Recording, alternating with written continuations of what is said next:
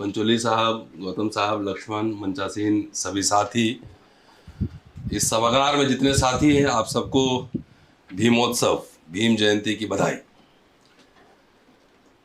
आज अगर 30 Hazari court bar association को छोड़कर कहीं भी प्रोग्राम होता तो शायद नहीं जाता मैं, क्योंकि इतनी ज़्यादा ट्रैवलिंग हुई है कि वो सर्दी, जुकाम, खांसी, पूरा तबीयत खराब है।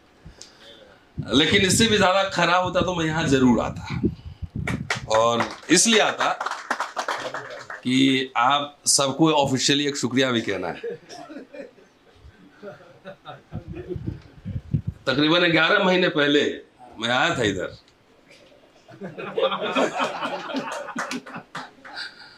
गिरफ्तार हो गया आया था,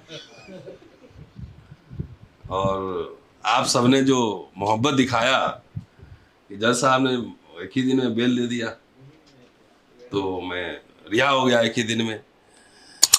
लेकिन उस गिरफ्तारी पे मैंने कोई माफी नहीं मांगी, या जो मैंने कहा उस पर अड़ी ही रहा। डर भय का माहौल है, तो उसमें एक चे की पंक्तियां मुझे बार बार याद आती हैं कि मैंने कब्रिस्तान में उन लोगों की लाशें भी देखी हैं जिन्होंने इस डर से कुछ कभी नहीं बोला कि कहीं वो मारे ना जाए। तो परसों में एक मोतीलाल कॉलेज में एक सेमिनार में था, अम्बेडकर स्टडी सर्किल, और वहाँ पे मैं social exclusion in India past and present, इस पे मुझे बात रखनी थी।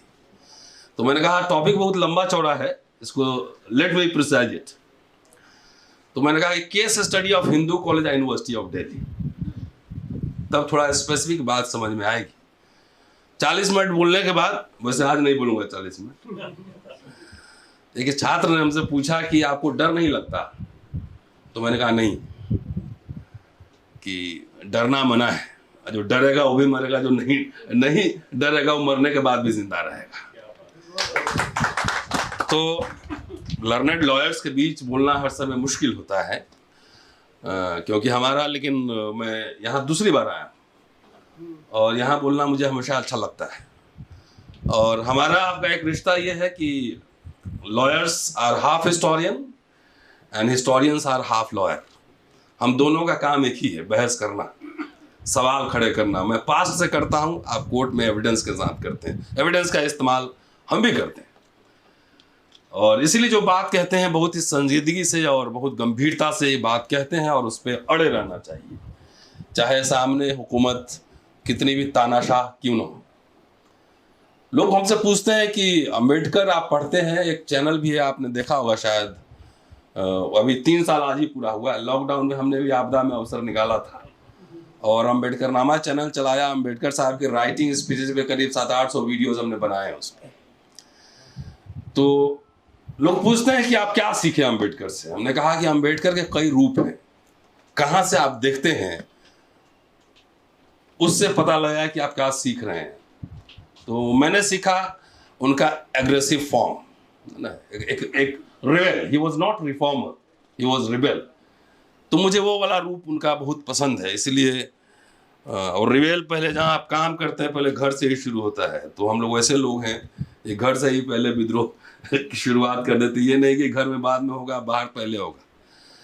मेरी पीएचडी भी एक बैरिस्टर के ऊपर है, Kashi Prasad Jayaswal, the making of a nationalist historian मेरी किताब है, और 6 किताब मैं उन पर पब्लिश कर चुका हूँ, और करीब 8 किताबें और पब्लिश करने का इरादा है।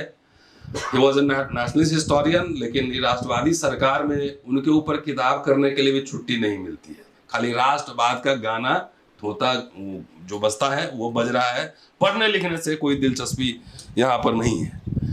आज मैं सोच रहा था कि अंबेडकर के किस एस्पेक्ट पे बोलूं आपके बीच।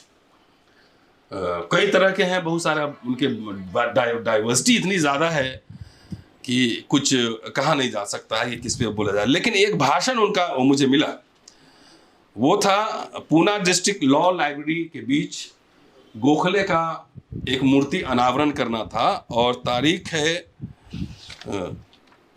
शायद 50s में है, डेट इस पे नहीं है।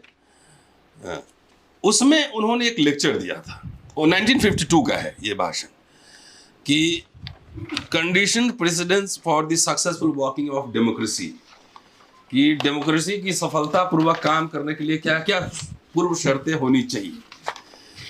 तो उससे पहले मैं इनके 7 पॉइंट्स हैं और वो मैं आपके सामने रखूंगा, और ये बेसिकली बार के बीच उनका दिया गया भाषण है, तो मुझे लगा इससे बेहतर क्या होगा कि मैं बार में जा रहा हूं और उन्होंने बार स्टूडेंट को जो बोला था वही मैं यहाँ पर आपको सुनाऊं। और 52 से लेकर आज 22 कितने साल हो गए, 70 साल, 70 साल में एनालिसिस हमें करना है कि डेमोक्रेसी का पहिया, लोकशाही का पहिया पीछे गया है या आगे बढ़ा है। अगर पीछे गया है तो हम सबकी जिम्मेदारी बहुत ज़्यादा बढ़ती है, क्योंकि आजकल मैंने देखा है व्हाट्सएप यूनिवर्सिटी से बाहर व्हाट्सएप कॉलोनी भी बन गया है, व्हाट्सएप शहर भी बन गया है। नहीं, अभी एक वीडियो मैंने देखा था।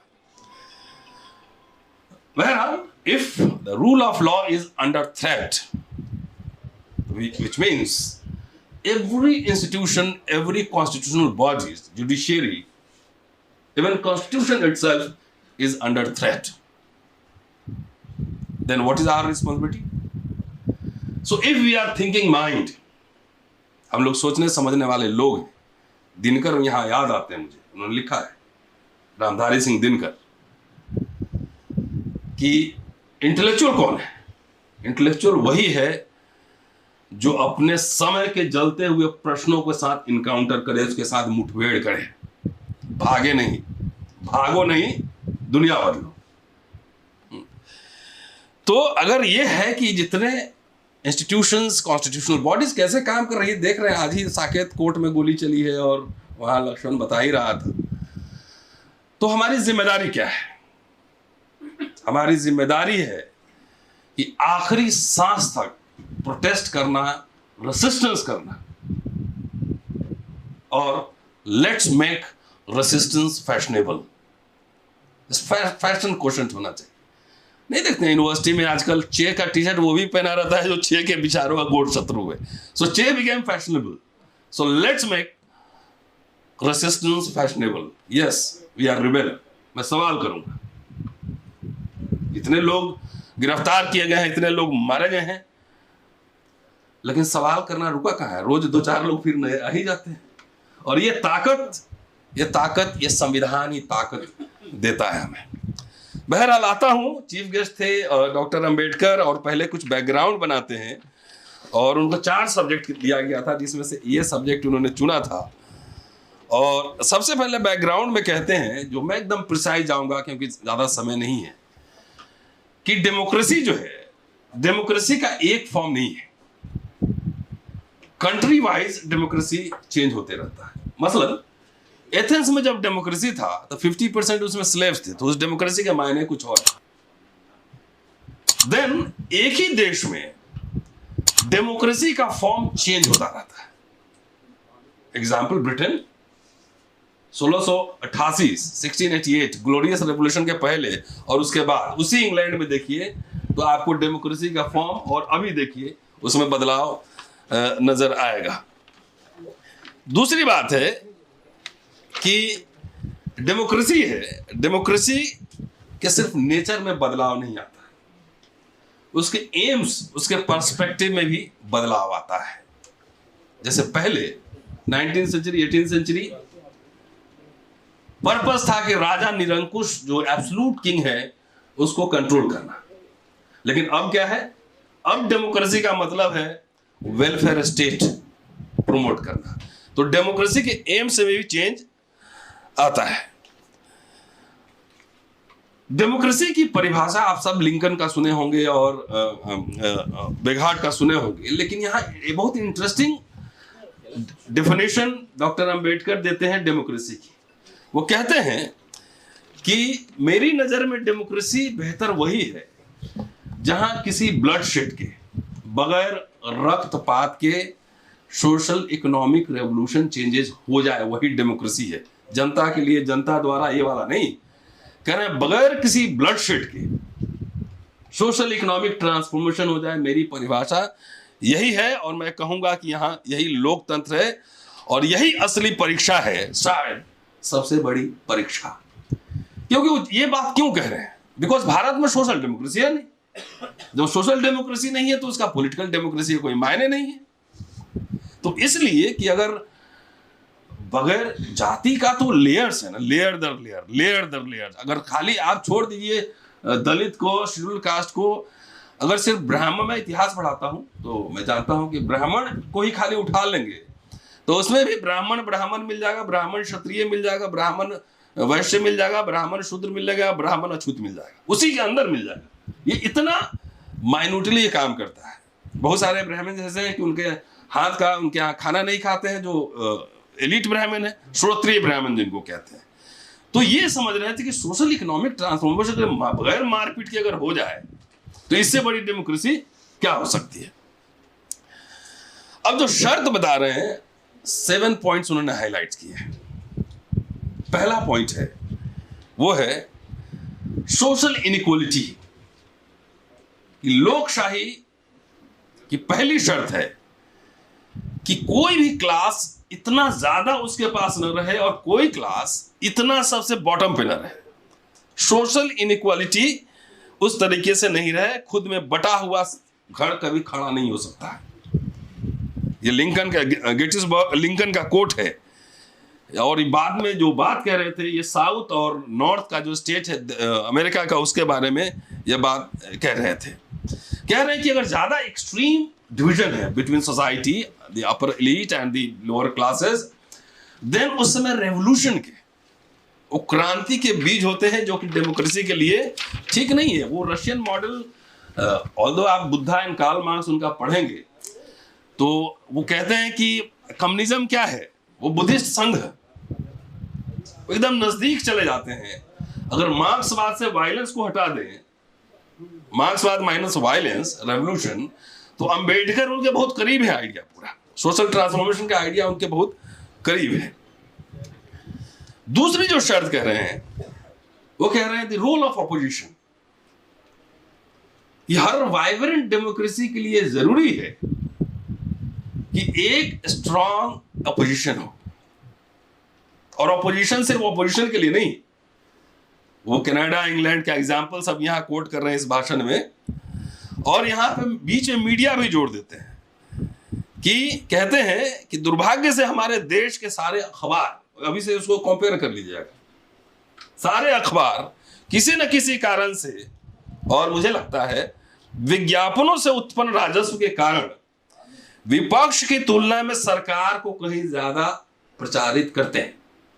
गोदी मीडिया, उनको पैसा चाहिए सरकार से। तो ये चौथा खंभ नहीं है, वो थोड़ा सा अंदर थोड़ा सा दिमक लगा हुआ खंभा है, ये चौथा खंभा नहीं। क्योंकि विपक्ष से उन्हें कोई राजस्व तो मिलता नहीं, उन्हें सरकार से राजस्व मिलता है। और आप पाते हैं कि दैनिक अखबारों में सत्ताधारी दलों के सदस्यों के स्तंभ दर स्तंभ छाए रहते हैं। पूरा देखें, पूरा 5 किलो अनाज पर भी फोटो दर फोटो लगा हुआ, अखबार में सारे फ्रंट पन्ने पे फोटो ही लगे रहते हैं। फिर कह रहे हैं कि विपक्ष का जो पूरा अपोजिशन का जो खबर होता है, वो खबर सबसे कहीं ना कहीं ठेल दिया जाता है, लास्ट पेज पे कहीं कोना में लगा देते हैं। तीसरी शर्त जो कह रहे हैं, और इसमें यह भी बता रहे हैं कि विपक्ष की भूमिका में सरकार उसको विंडिक्टिव ना हो। आज तो हम देख रहे हैं कि आप विपक्ष पॉलिटिकल पार्टी तो छोड़िए, एक सिंपल सा हम लोग जैसा एक्टिविस्ट भी अगर कुछ बोल देता है, अभी देखा वो श्याम रंगीला का एक अभी वीडियो बना था, मतलब ह्यूमर कार्टून, जवाहरलाल नेहरू का जब कार्टून बनाता था वो लक्ष्मण साहब बनाते थे, हाँ, तो जब नहीं देखते थे वो परेशान होते, कहाँ है लक्ष्मण। अभी पवन टून है, उसने लालू यादव का कार्टून बनाया, लालू यादव बुला के 50,000 रुपया दिए उसको, है? और देखिए यहाँ उल्टा इस लड़के पे जो है 11,000 रुपया का जुर्माना भी ठोक दिया। तो जिस सोसाइटी में, जिस पॉलिटिकल क्लास में अपना क्रिटिक सहने की ताकत नहीं, उसमें सेंस ऑफ ह्यूमर नहीं हो, तो कैसे डेमोक्रेसी इज नॉट कि हम लोग सब एक ही आइडिया मानते हैं और एक साथ बैठ के हॉल में समोसा चाय खा रहे हैं और ठहाके लगा रहे हैं। This is not democracy. Democracy is we are having different opinion, different ideas, still we are living together. This is democracy. लेकिन आज जिस तरीके से सीबीआई, ईडी और ऑल गवर्नमेंट एजेंसीज का जिस तरीके से इस्तेमाल हो रहा है, उससे लग रहा है कि इस देश में कोई ओपोजिशन को रहने देना चाह रहा है। क्यों आप डरते क्यों हैं? इतना फेयर है तो ज्वाइंट पार्लियामेंट्री कमेटी हो, न्यू एजुकेशन बिल पास हो गया, तमाम बिल पास हो रहे हैं, लेकिन पार्लियामेंट में कोई डिबेट नहीं। हमारे कुछ दोस्त हैं, सांसद मेंबर ऑफ पार्लियामेंट हैं, वो कह रहे थे कि एग्जीक्यूटिव ऑर्डर सब हो रहा है पूरा। कोई जिस देश में एजुकेशन को लेकर कुठारी कमीशन, तमाम कमीशन बने और पार्लियामेंट में एक्सटेंसिव डिबेट्स हुए, ओरिजिनल डिग्री, इसीलिए डिबेट नहीं हो रहा है। क्यों नहीं डिबेट है? वह लोकशाही, you are answerable to the people. वो अंबेडकर का कोट आपने सही कहा, मैं उसको थोड़ा ठीक कर देता हूं। ये आने वाले समय में राजनीतिक दलों की भरमार होने वाली है, राजनीतिक दलों की भरमार होने वाली है। राजनीतिक दल किस तरीके से पेश आएंगे, वो अपने दल के सिद्धांतों को देश से श्रेष्ठ मानेंगे या देश को अपने दल से श्रेष्ठ मानेंगे, इसमें डिपेंड करेगा भारत की लोकशाही। बोले संविधान में कुछ गड़बड़ी नहीं है, अगर कुछ इससे गड़बड़ी होती है तो समझना ही गड़बड़ी नहीं था, लोग ही धूर्त थे, उसको लागू करने वाले लोग धूर्त थे। ये अंबेडकर की लाइन। तीसरी शर्त कह रहे हैं कि कानून और प्रशासन में समानता। हमें एक्सप्लेन नहीं करूंगा, सब आप सब इतने लर्नेड लोग हैं आपके सामने, मैं क्या बताऊं। Equality before law and equality before administration, दोनों में अंतर है। कानून में हम सब समान हैं, सब we are citizens, voting right है, सब कुछ है, ऑल राइट। लेकिन हीरा चोरी के आरोप में पुलिस एक को जेल भेज देती है और हीरा चोर को एस्कॉर्ट करके विदेश भेज देती है। समझ रहे बात? इसी दिल्ली में एक मेरे स्टेटमेंट में मेरी गिरफ्तारी हो सकती है। वो पुलिस वाले भाई साहब आए थे, अभी मुझे लंदन जाना था लेक्चर देने, उन्होंने कलाकारी की, मेरा वीजा रिजेक्ट हो गया। हमने कोई बात नहीं, ग्लोबल वर्ल्ड है, 50 देश में मुझे लोग सुनते हैं, 10,000 घंटे रोज, तकरीबन 8,000 घंटे, जाऊं ना जाऊं यहीं से सुन लेंगे। और वही एक केस ऐसा हुआ जो बहुत सेंसिटिव सवाल था। मैं अपने आप को हिंदू मानूं या न मानूं, हिंदू कोई मोनोलिथिक आइडेंटिटी नहीं है। हिंदू तो नास्तिक हिंदू भी है, मानूं या ना मानूं, मैं तो क्रिटिक कर सकता हूं, उसके बाद भी मैंने लगातार क्रिटिक की। It is my duty as a student of history, as a historian, मेरा काम ही क्रिटिक डेवलप करना है। हिस्ट्री से रिलेटेड मैटर, आर्कियोलॉजी से रिलेटेड मैटर, ये क्या आजकल जो देखते हैं व्हाट्सएप यूनिवर्सिटी में और स्टूडियो में, मौलवी साहब है, एक पंडित जी बैठ के डिसाइड करते हैं ये चलाएंगे हिस्ट्री, ये पढ़ाएंगे हिस्ट्री। लेकिन वही अगर मैं क्रिटिक किया, मैं हिंदू हूं नहीं हूं अलग मैटर है। मेरा नाम रतन लाल है, तो इसे पता लगता है मैं ईसाई नहीं हूं, मैं क्रिश्चियन नहीं हूं।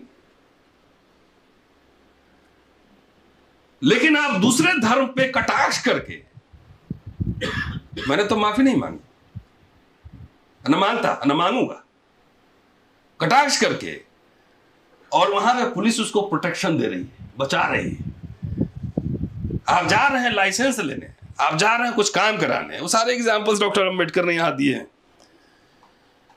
तो आपकी टोपी देख के अगर कमिश्नर काम करता है, कलेक्टर काम करता है, तब ये डेमोक्रेसी नहीं है।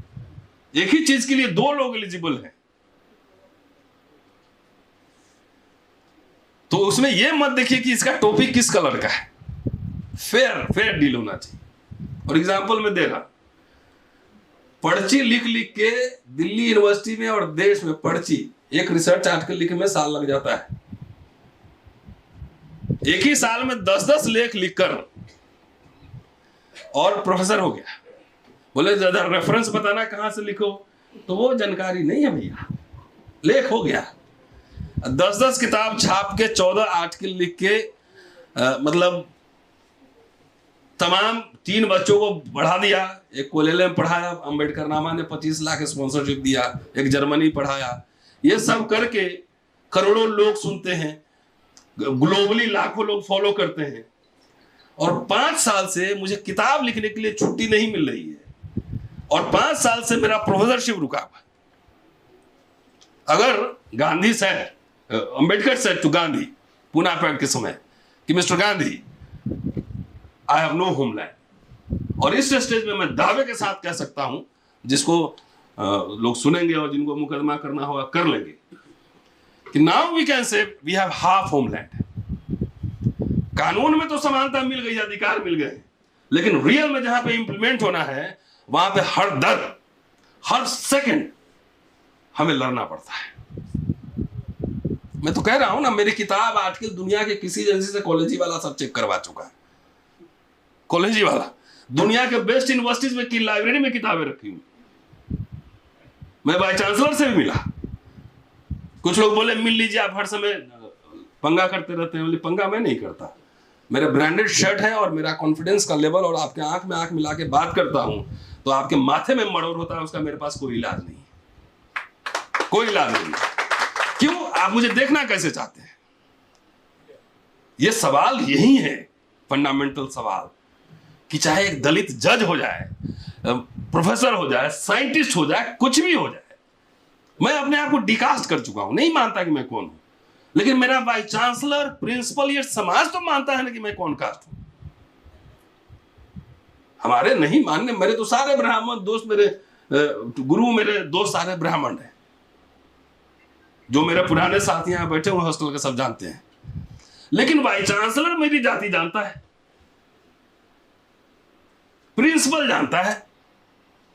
और आपके जो जो जो इक्वलिटी की बात कर रहे हैं बिफोर एडमिनिस्ट्रेशन, तो मैं एक आपको अंबेडकर का कोट बता देता हूं। कहते हैं कि किसी हिंदू से, कोट अनकोट हिंदू से पूछो कि एक अस्पृश्य के जीवन में सुधार आ रहा है, बहुत सारे इसमें फीचर्स बताएं, सुधार कैसे कैसे आ सकता है, तो आपको क्या प्रॉब्लम है? तो हिंदू बोलेगा कि जिसे आप सुधार कहते हैं वो सुधार नहीं है, हमारे धर्म के प्रति विद्रोह है, हमारे धर्म के खिलाफ विद्रोह है। क्योंकि आपके धर्म में सिखाया गया है कि एक अस्पृश्य को टूटे बर्तन में खाना खाना चाहिए, फटे कपड़े पहनने चाहिए, जूठा खाना खाना चाहिए, उसके ऑर्नामेंट जो है ब्लैक मेटल होने चाहिए, लोहे के होने चाहिए, बस्ती के बाहर रहना चाहिए। तो मनुस्मृति में जानता हूं कि आपने पढ़ा नहीं होगा, लेकिन कई बार प्रथाएं, ट्रेडिशन इतनी मजबूत होती है कि वो कानून पर भी भारी पड़ता है। नहीं तो बगैर मूंछ रखने पे किसी को क्या दिक्कत हो सकती है? किसी को स्मार्ट देखने में क्या दिक्कत हो सकती है? बच्चा स्कूल में पानी पी लिया, उससे क्या दिक्कत हो सकती है? क्यों मार देता है? मार देता है कि बचपन से आपकी ट्रेनिंग है कि किनके साथ बैठना, ये लोग ऐसे होते हैं, ये आपने एक स्टीरियोटाइप बना के रखा है। तो जिसको आप ये लोग ऐसे होते हैं, वो जब आपके सामने खड़ा होता है, आपसे बेहतर ब्रांडेड स्टाइलिश रहता है, बढ़िया अंग्रेजी बोलता है, लिखता है, तब तो कितना ही समझिए कलयुग आ जाता होगा। कलयुग, एंड कलयुग का कॉन्सेप्ट यही है, वर्ल्ड टर्न्ड अपसाइड डाउन, वर्णाश्रम धर्म का अपरूटेशन, यही कलयुग है। तो जिस तरह का, अच्छा ऑप्शन हमारे पास कुछ नहीं। डॉक्टर अंबेडकर यह भी कहते हैं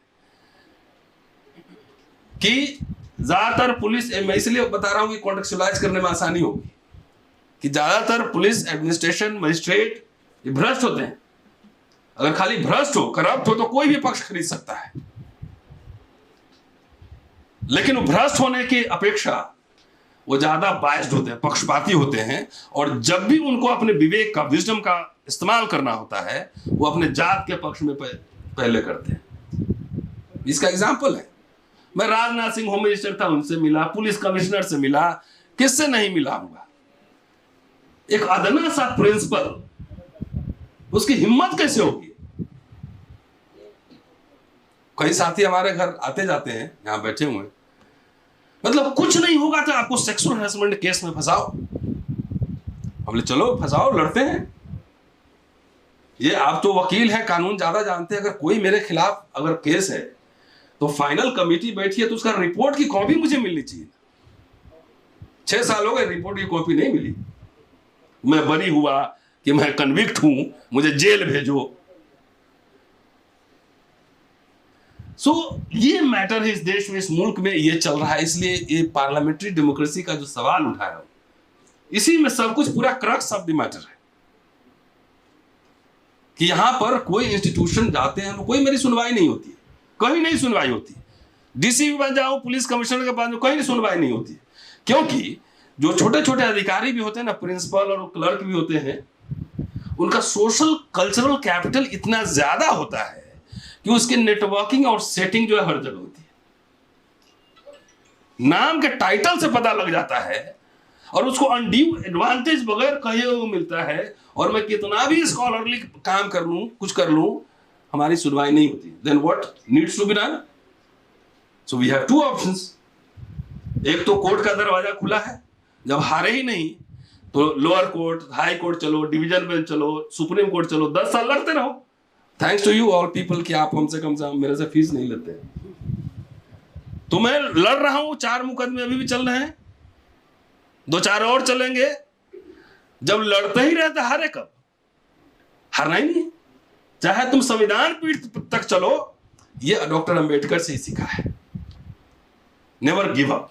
दूसरा, ऐसे अथॉरिटीज जो बदतमीजी बदमाशी करते हैं और उनको कानून का प्रोटेक्शन होता है अथॉरिटीज का, उसके खिलाफ कुंठा मार के नहीं बैठना है, डिप्रेशन में नहीं जाना है, उसके खिलाफ खूब पब्लिक में ह्यूमिलिएट करो, उसको बोलो।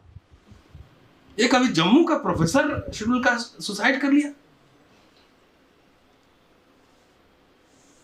हम इस मुल्क में नहीं होते, किसी और देश के कॉलेज में पढ़ाते होते, तो उस इंस्टीट्यूशन के लिए मैं एसेट रहता, मेरे नाम पे मार्केटिंग करता। अभी भी मेरे किताब पे वो क्या होता है, नैक वाले मेरे किताब, मेरे आर्टिकल, मेरे भाषण पे कॉलेज नंबर लेता है, नैक में नंबर 1 आता है।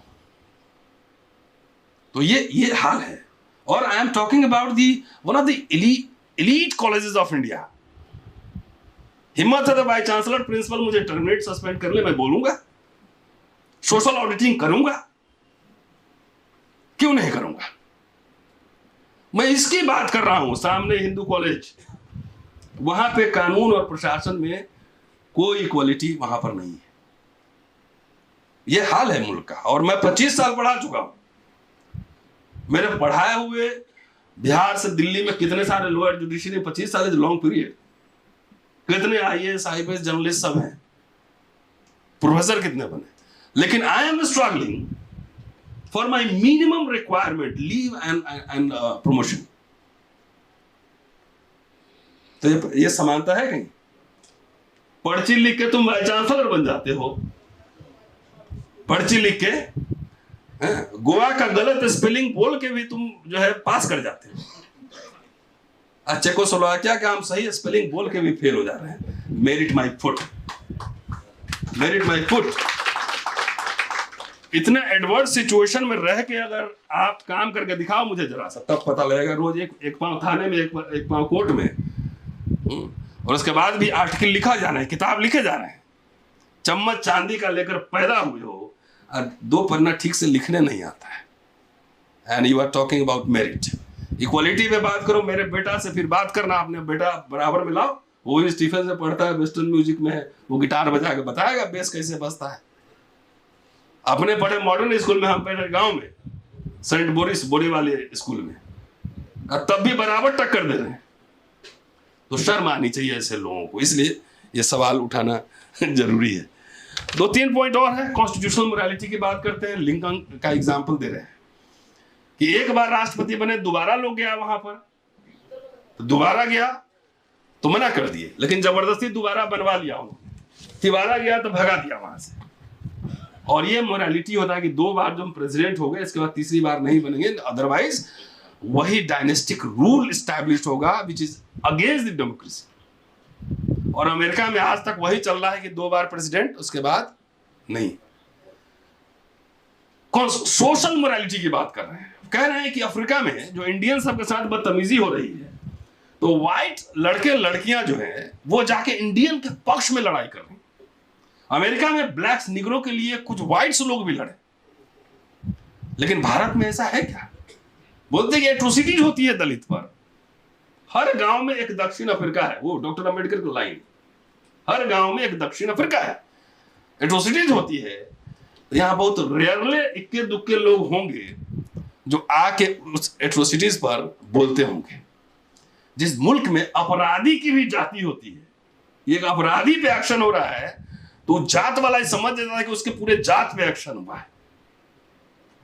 तो रूल ऑफ लॉ कहां से रहा है, कानून का राज? इसके लिए सोशल कॉन्शियसनेस का होना जरूरी है। बहुत सारी बातें हैं, लेकिन कभी और विस्तार से। और जन चेतना की बात कर रहे हैं कि भाई डेमोक्रेसी ऐसी चीज नहीं है कि संविधान बन गया और अब मुल्क आजाद हो गया और हमारा काम पूरा हो गया। ये नहीं है, गलत है। इसका मतलब अब मुल्क को, लोकशाही को खतरे में डालेंगे। इसलिए वो जो कॉन्शसनेस है, पब्लिक कॉन्शसनेस, वो लगातार बने रहना चाहिए। उससे जो तानाशाह लोग होते हैं ना, उसमें एक कंट्रोल होता है, मनमानी नहीं करते। जब आप वोट देके आप सो गए कि 5 साल हमें कुछ नहीं करना है, तो नेता तो मनमानी करेगा ही। वैसे नेता लोग डरता अंदर से बहुत है। क्या गौतम साहब हैं? हर 5 साल पे एग्जाम देना पड़ता है, तो 5 साल पे एग्जाम देना पड़ता है, डरता बहुत ज्यादा है। मेजोरिटी माइनॉरिटी की बात कर रहे हैं, और इंटरेस्टिंग है जो कॉन्स्टिट्यूएंट असेंबली में डिबेट है। कहते हैं माइनॉरिटी किसी भी मुल्क में बहुत विस्फोटक स्थिति में होता है कि ये अगर भारत में मुसलमान यहाँ पे रह रहे हैं तो उन्होंने स्वेच्छा से यहाँ रहना स्वीकार किया है। उन्होंने मेजोरिटी का जो है पूरा रूल स्वीकार किया, उनका लीडरशिप स्वीकार किया है। इसलिए इनकी नैतिक जिम्मेदारी है कि माइनॉरिटी के इंटरेस्ट को प्रोटेक्ट करे। यहाँ क्या हो रहा है? बीफ एक्सपोर्ट कर रहा है हिंदू सब, उधर बॉम्बे में ऑफिस है, अब मारा जा रहा है जुनैद अखलाक। तो ये तमाम चुनौतियां हैं। और मुझे लग रहा है अम्बेडकर 1952 में जो वहां पुणे डिस्ट्रिक्ट लॉ कोर्ट में जो कह रहे थे बात, उसको फिर से पुनः री इन्वेंट करने की जरूरत है। और लास्ट में फिर एक बार रिमाइंड करके जा रहा हूं कि if rule of law is under threat, then let's make resistance fashionable. शुक्रिया, जय हिंद।